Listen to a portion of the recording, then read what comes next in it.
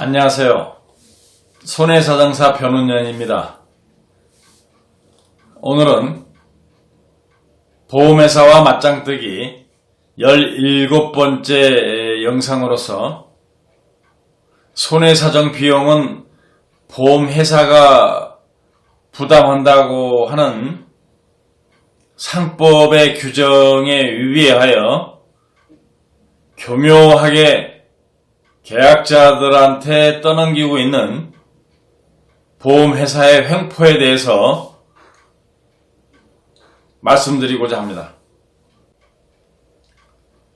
상법 676조 제2항을 보면은 손해액 산정에 관한 비용은 보험자의 부담으로 한다, 이렇게 규정하고 있습니다.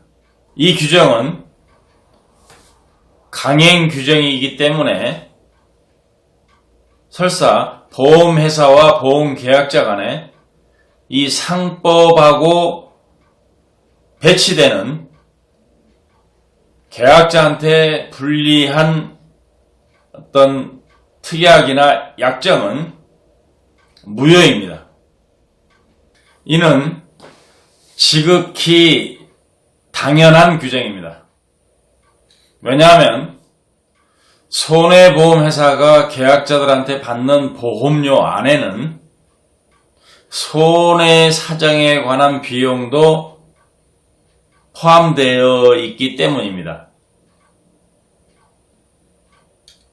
그런데 보험사들은 지난 수십 년 동안 상법에서는 보험회사가 부담한다고 명시되어 있는 손해사정 비용을 계약자들한테 교묘하게 떠넘겨 오고 있습니다.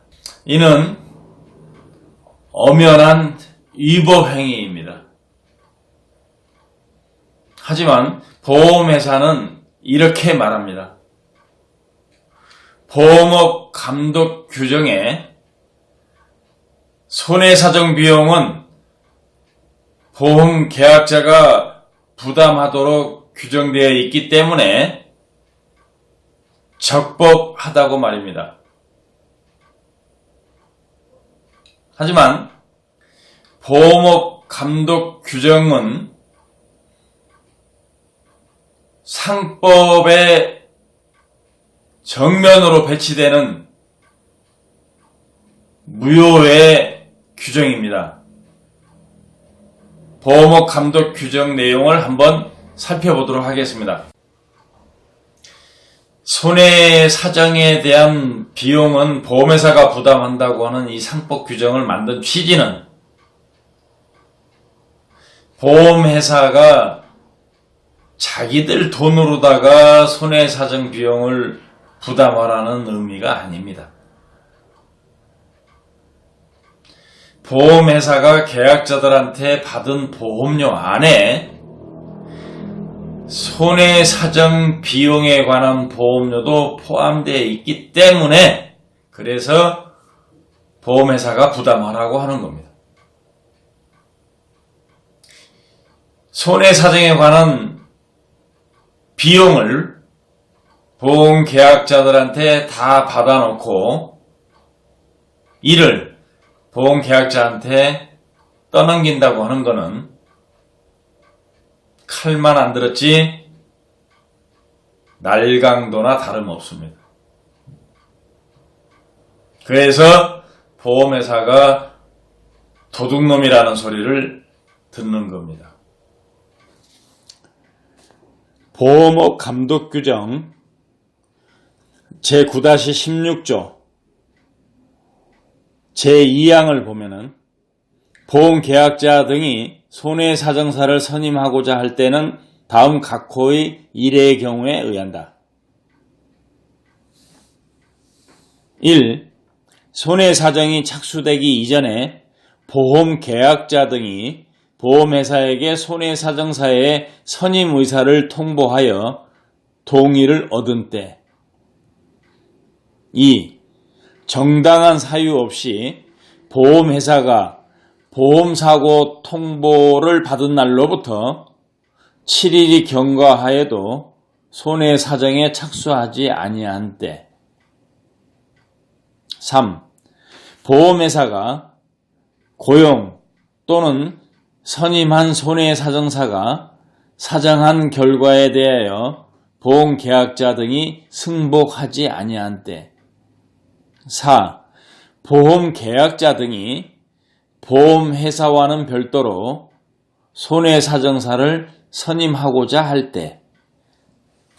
이렇게 4가지의 경우로 구분해 놓고 제3항을 보면은 제2항의 규정에 의하여 선임된 손해사정사의 보수는 제2항 제1호 및 제2호의 경우에는 보험회사가 부담하고 제2항 제3호 및 4호의 경우에는 보험계약자 등이 부담함을 원칙으로 한다. 이렇게 규정하고 있습니다. 즉, 이 말은 계약자가 보험사고가 발생하였을 때 보험회사한테 손해사정이 착수되기 이전에 내가 손해사정사 선임 의사를 통보하였을 때 보험회사가 동의를 얻어야만 보험회사가 손해사정 비용을 부담한다는 뜻이고, 두 번째는 정당한 사유 없이 보험회사가 보험사고 통보를 받은 날로부터 7일이 경과하여도 손해사정에 착수하지 아니한 때에 계약자가 손해사정사를 선임했을 경우에만 보험회사가 손해사정 비용을 부담해 준다는 겁니다.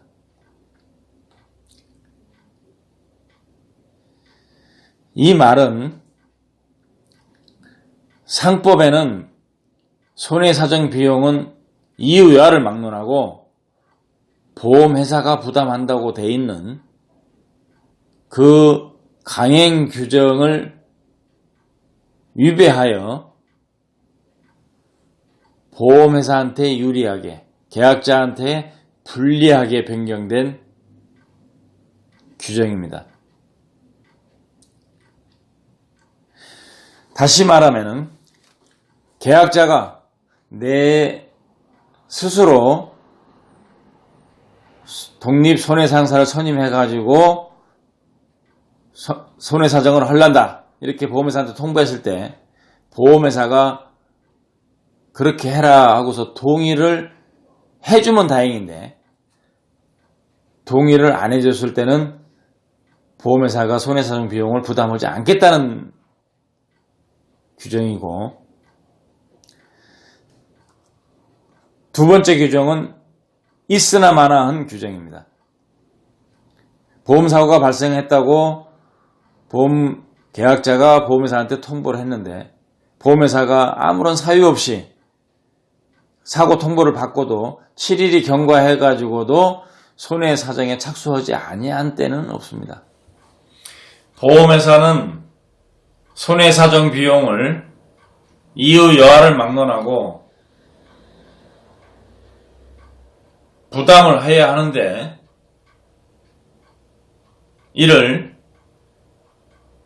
보험업 감독 규정을 통해서 4가지 경우로 구분을 해놓고 1, 2의 경우에는 보험회사가 부담하고 3, 4의 경우에는 계약자가 부담한다고 되어 있지만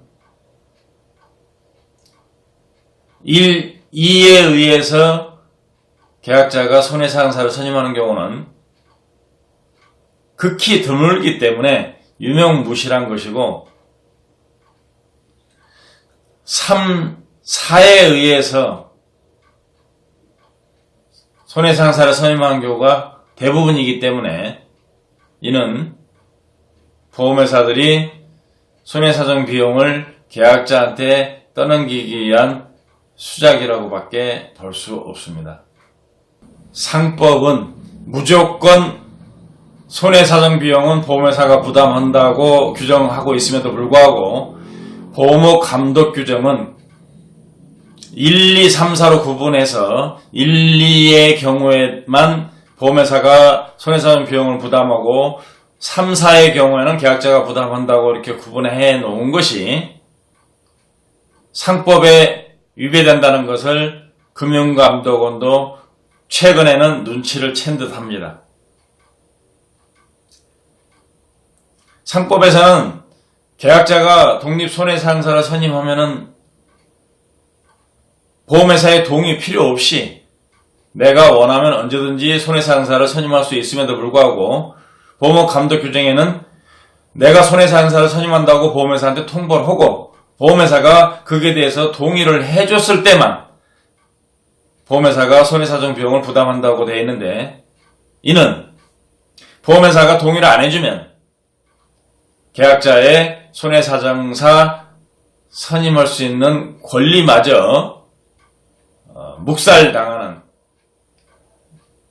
그야말로 말도 안 되는 그런 어거지, 엉터리 규정이었습니다. 상법에는 손해사정 비용은 보험회사가 부담한다고 되어 있는데, 보험업 감독 규정에는 계약자가 손해사정사를 선임한다고 보험회사한테 통보를 해도 보험회사가 거기에 대해서 동의를 해줬을 때에만 보험회사가 손해사정 비용을 부담하겠다고 규정되어 있는데, 이는 상법에 비해서 계약자한테 현저하게 불리하게 변경된 규정입니다. 따라서 이는 누가 보더라도 무효입니다. 따라서